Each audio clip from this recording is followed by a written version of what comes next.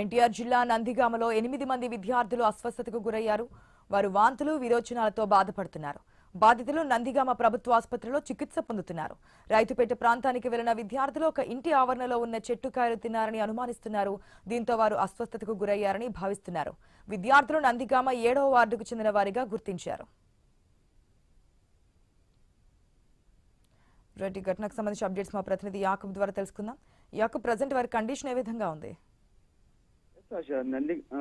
ఎన్టీఆర్ జిల్లా నందిగామ నియోజకవర్గంలో 8 మంది విద్యార్థులు అస్వస్థతకు గురయ్యారు. అంటే ఆటలాడుకుంటూ చెట్టు ఒక పండును తినడం జరిగింది. దాంతో వాళ్ళకి వాంతులు, విరోచనాలు అవ్వటంతో అక్కడే హుటాహుటిన అక్కడి నుండి ప్రభుత్వ హాస్పిటల్ తరలించారు. అయితే కొంత ఇబ్బందికరంగా ఉన్న తర్వాత మెడికల్ చెక్ అయిన తర్వాత కొంత సేఫ్ గానే ఉన్నారు.